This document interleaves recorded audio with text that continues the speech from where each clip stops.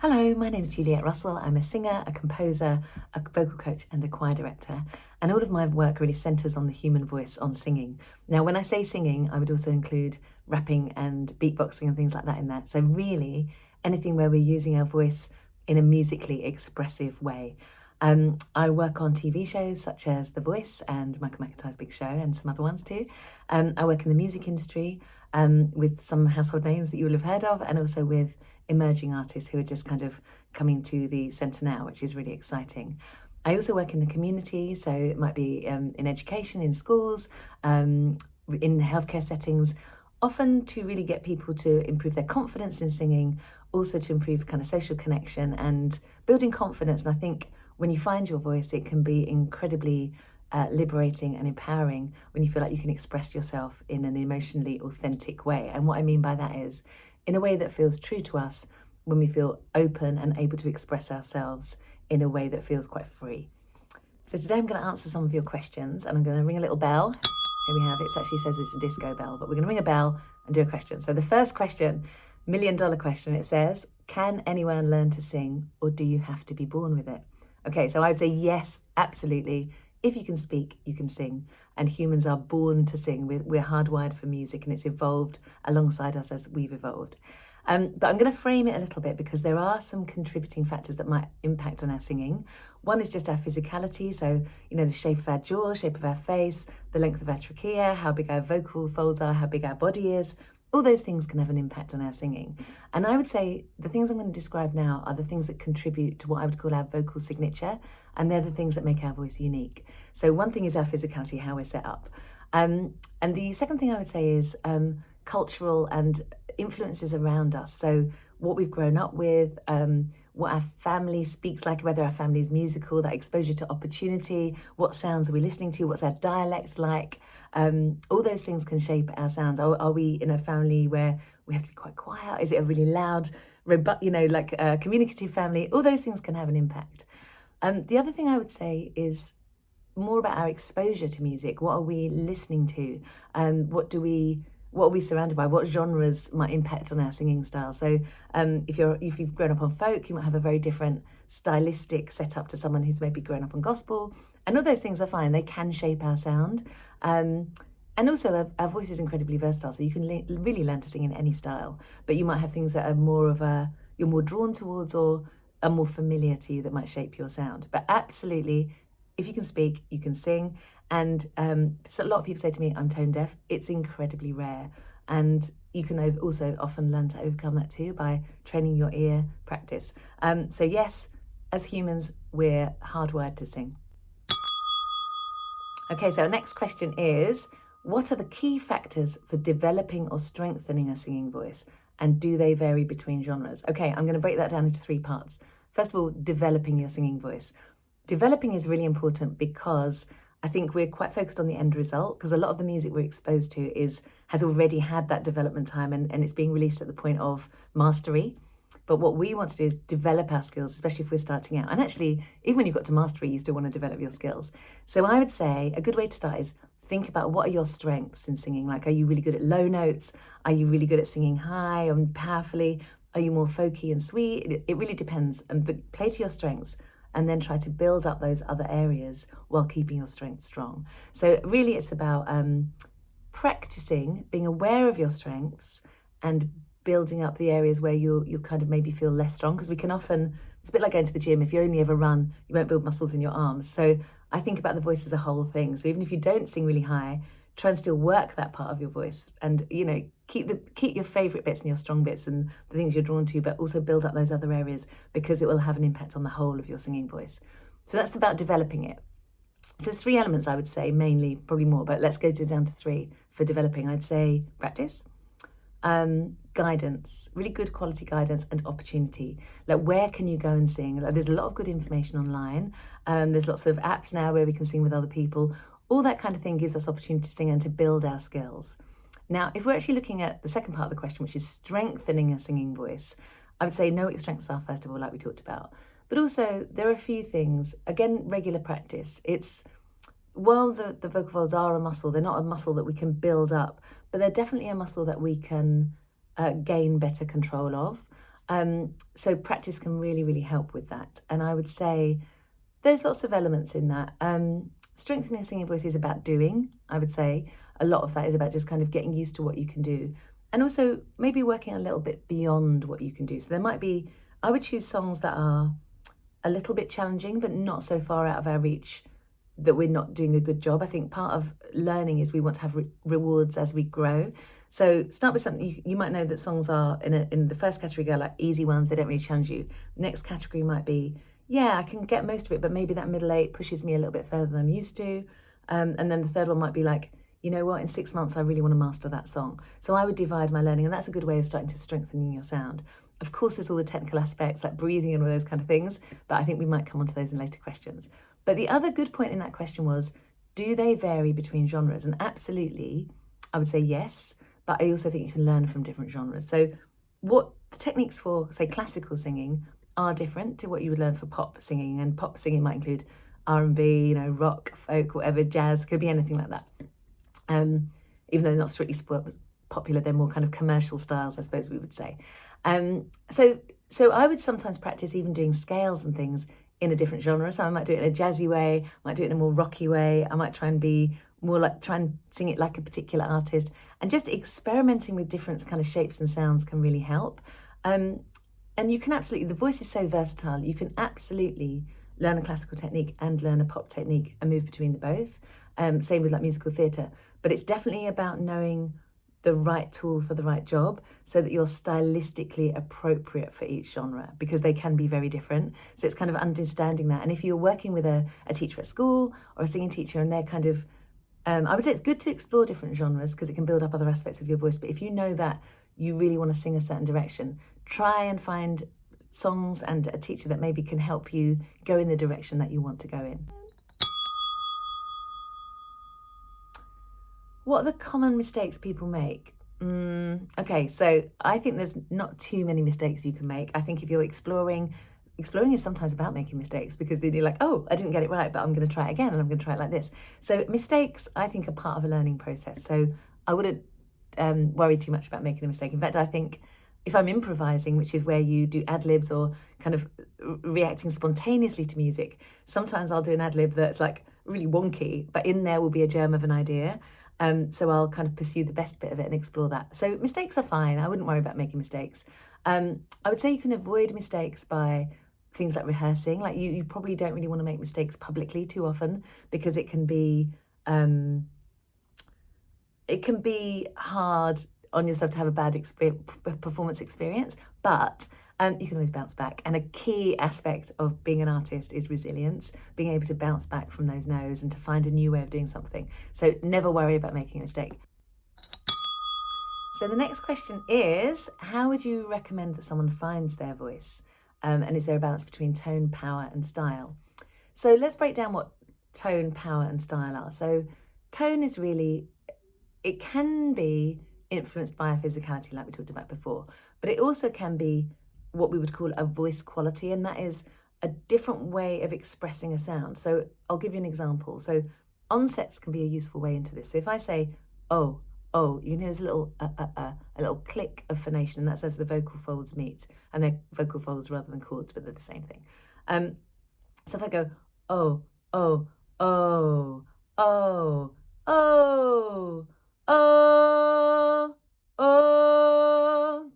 that's my tone there, and now I'm getting quite a connected tone.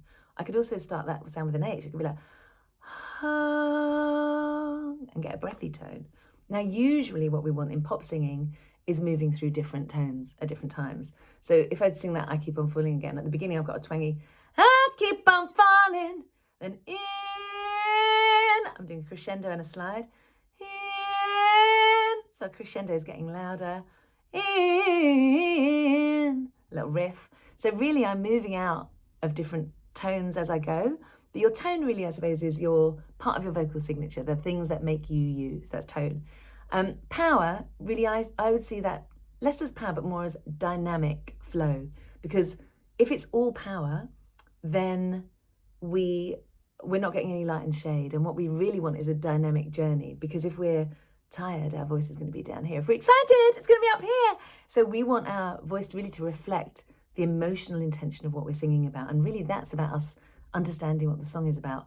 And power can be impressive, but also a softer sound can really bring us in. So it's not right or wrong. So power really is about, I don't think you can separate power from emotional expression. So it's really finding what feels authentic and truthful to the emotion that you're trying to express. And it may well be power, but it also might be sadness. It might be overcoming something, you know. So really think about what you're singing and how your voice can best reflect that from an emotional point of view, I would say.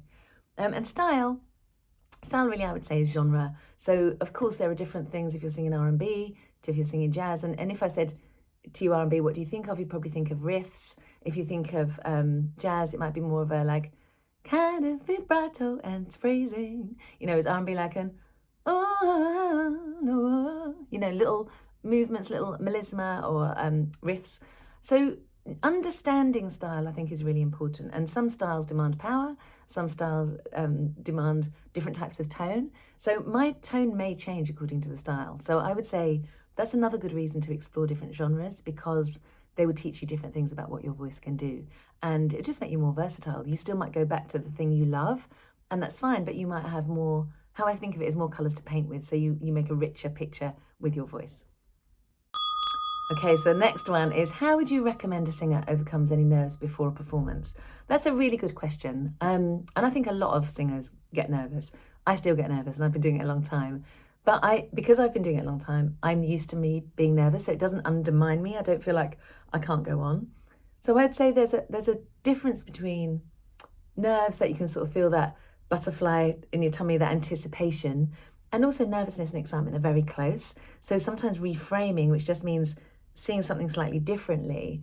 If you think I'm really nervous, but you think I'm really excited, that can help you feel a bit more of a positive anticipation, rather than nervousness can feel more negative, like, oh, I might make a mistake. But if you're excited, you think, I'm ready for this. And there's slightly different ways of seeing the same sort of feelings. That's one thing. Now, I would say there is a big difference between nervousness and actual stage fright, you know, performance anxiety, where it's actually debilitating to go on. So if you really feel like it's a problem for you and you're great in the rehearsal room, but when it comes to performing, and it really is a problem for you, there are a few things you can do to overcome that. Sometimes you might need to actually go deeper and have some particular sort of therapeutic techniques like cognitive behavioural therapy. But often you can build it up slowly by initially just performing in front of a couple of people that you trust and you trust their feedback, then singing in front of a few more people, and just building up your performance experience. So and do it in an environment, maybe in a group, where it's okay to make mistakes. You know, we're still learning, and like I said before, mistakes are part of learning. And you might want to do that in a kind of safer space before you feel ready to kind of step on and to a big stage where you've got a lot of people there and there's a lot more pressure on the result. So yeah, just getting your experience in a safe environment and building up your experience. I would always say, yes, be ready to sing. Try and step up those experiences. Try and use every opportunity you get to sing, because you will get more confident in it the more that you do it.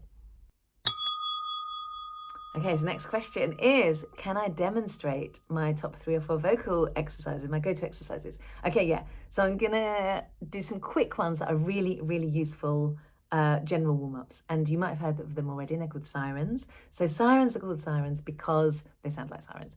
So they're like an ooh.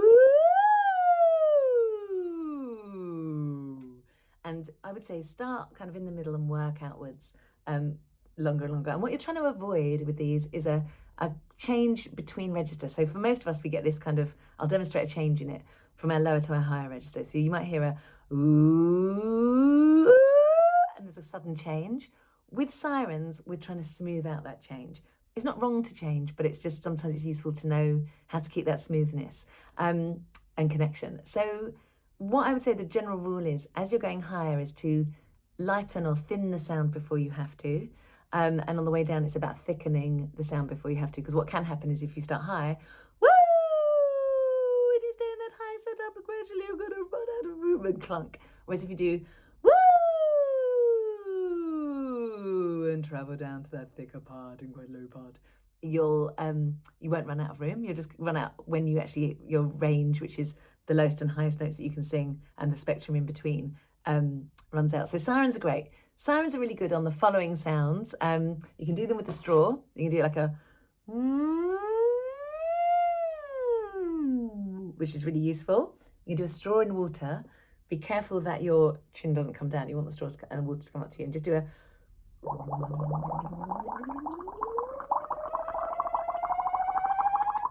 and just play around with that and go up and down. You can do nasal consonants, which are M's, N's, and NG, like the end of sing, which I love. They're all good. So there's sirens, just slides, really. The other sounds which are good to play with are lip bubbles. Some people like to do this. They find it easier with it to hold the edge of the mouth. You can do that. You don't have to. So like a, they're great. If you can roll your R's, do a,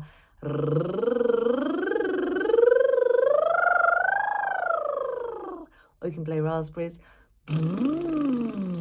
All of those are good. So they're all good sounds for sirens. So are voiced fricatives. So fricatives are sounds that cause a friction with the air. So you've got Z's, zzz, TH sound, a Z sound, and a V sound. So they're all great sounds to warm up on. So exercises that I like, I'm going to give you 3 that I really like. So one is a hum. But what I like about this exercise is I can really feel the resonance around my face, and it makes me feel like, for some reason, it makes me feel really grounded in my body. So it goes,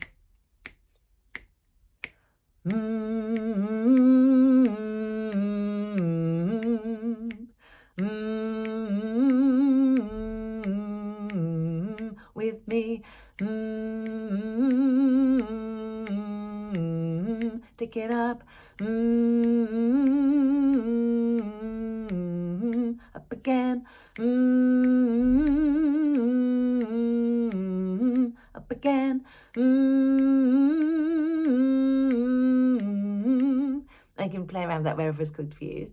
Another exercise I really like, because it travels through the registers in a smooth way, is going yee, yay, yo, ya. So it goes yee, yay, yo, ya. So if you notice that yee, yee is in my thin folds or head voice or upper register, and then I travel down to the lower one. But what I'm not doing is going yee, yay, yo, ya. They're kind of blended, so you get it smoothly. Yee, yay, yo, ya. And the Y really helps. So you can take that up. Yee, yay, yo, ya with me. Yee, yay, yo, ya. Higher. Yay, was that there? Yay, yay, yo, ya. Now you. Yeah, etc. And always go where you're comfortable. You can start it a bit lower, you go a bit higher, whatever you feel. Another exercise I like is a twang exercise. So twang is when you're kind of singing like a, it sounds a bit like nya, nya, nya, nya, that kind of sound, and it can feel quite nasal. But it's used loads in country music. So if you've got like, you're cheating hard, it's quite kind of twangy and up there. But it's also used lots in soul and R&B. So when I sang Beginning of Falling by Alicia Keys earlier, that I keep on falling in, that in has loads of twang on it. So it's not like a full in, like shouty, it's like in. So it's really useful. So this exercise is for twang. The first half we're going to do quite nya, nya, nya, nya, nya. Nya, nya, nya, oh, do that. So it's nya, nya, nya, nya, nya, quite playful. And then we're going to go, yeah, yeah, yeah, yeah, yeah. So then we're going to apply the twang. So it's yeah, yeah, yeah. So it's kind of brighter as we go up. So it goes 1, 2, 3, 4. Nya, nya, nya, nya, nya, yeah, yeah, yeah, yeah, yeah, with me. Nya, nya, nya, nya, nya, yeah, yeah, yeah, yeah, yeah. Take it up. Nya, nya, nya, nya, nya, yeah, yeah, yeah, yeah, yeah, with me. Nya, nya, nya, nya, nya, yeah, yeah, yeah, yeah, yeah. Up again. Nya, nya, nya, nya, nya, yeah, yeah, yeah, yeah, yeah, with me. Nya, nya, nya, nya, nya, yeah, yeah, yeah, yeah, yeah. Up again. Nya, nya, nya, nya, nya, yeah, yeah, yeah, yeah, yeah, with me. Nya, nya, nya, nya, nya, yeah, yeah, yeah, yeah, yeah. And again, you can take that up and down wherever you feel, but keep it quite playful. So those exercises are all quite useful, hopefully. But there's loads more. And actually, I do lots on my Instagram. So if you ever want to, there's probably like 50 or something exercises up there. So if you ever want to have a look, there's lots of free stuff there. So, oh, bell. The next question is an interesting one. It's which is your favourite song to sing, or what is your favourite song to sing? And the reason that's interesting to me is it's not the same as my favourite song, because I think, and that's good for us to learn, because sometimes we might want to emulate our favourite artists and just kind of be like them, but actually we can only ever be ourselves. So the things we might love or the singers we might love and appreciate aren't necessarily the type of singer that we are, and understanding that difference. And it doesn't mean we can't be inspired by them or learn from them, but it's knowing how we can best express ourselves. Excuse me, I've got a little bit of a cough. So the song I'm going to choose is a song, it's actually a song I wrote, but I'm not singing it for that reason. I'm going to sing it because I wrote it about how much music has kept me in a place where I can thrive rather than, and got me through so many emotional difficulties and challenges. And I feel like so lucky that I'm able to be surrounded by talented singers and music. And for me, music's quite a magical thing. It can connect us, it can help us to express things that we may not be able to express otherwise. And it can really bring us together, and it can elevate us as humans. And I think and it can deliver a message that we need to hear. So for me, music has that magic and that humanity built within it. And this song really, that I wrote it because that's what it's done for me. And it's a sort of a tribute to singing, I suppose, and to music. So it's called My Voice Lifts My Soul. I'll sing you the chorus first, and then I'll sing a bit of the verse, because and my voice lifts my soul, and I set my spirit free. Yeah, my voice lifts my soul, and I set my spirit free. Music's within me, it's a gift that I've been given, a secret that is written in the heart of me. It more than defines me, reassures me and reminds me we're all living in a moment of eternity. And my voice lifts my soul, and I set my spirit free. Yeah, my voice lifts my soul, and I set my spirit free. So the last question is any further advice? And just to reflect back on just being asked to sing, I think what was really interesting about that is I wasn't prepared, as in I didn't do a full warm-up before I sang. I was sat down, I didn't really know what I was going to sing. It kind of came to me as I answered the question. Is probably the advice I could give has been the most useful for me is always be ready to sing. And that means if someone asks you to sing, because it's your gift to share with the world. And it doesn't have to be perfect, but if you're in the moment and you're committed to it and you're communicating in an honest, emotional, open way, it will always cut through. So as a singer, be ready to sing. Main thing is just to enjoy it. I mean, the things that we enjoy are the things that we tend to do best in. So find the songs and the approaches that really work for you and that bring you joy, that you feel like, actually, yeah, this is the direction I want to go in. And that might take a while to find. And I think there's a real balance between following our joy and following what we're good at, while also learning about other things that can support our learning that may be outside our comfort zone, but actually make us better all-round musicians. And if you think about, and as singers, we are musicians. Now, if you think about music as a language, I would say, because I work more with pop and contemporary singers, some people are really worried about the fact they don't read music. And of course, reading music is part of that language of music, but it's not the only part. So if you feel that your ear is better than your eye, as in you can hear how songs work and how you can learn a melody, learning to read music is totally something you can build up. It's always about learning where we feel strongest. Everyone learns in a different way, and that's absolutely fine. But I would say, again, play to your strengths while learning as much as you can, so you become a really kind of accomplished, really we're aiming for mastery, but mastery takes time, and that's about practice, guidance, exposure to different ways of experimenting with our voice. But mainly, I'd say play and enjoy it, see what your voice can do, learn, grow, learn from any mistakes that you make, and just find what lights you up. Find the thing that brings you joy, lights you up, and you think like, you know what, I can really do this. And and follow that, because I think when we follow our passion, we can't really go wrong.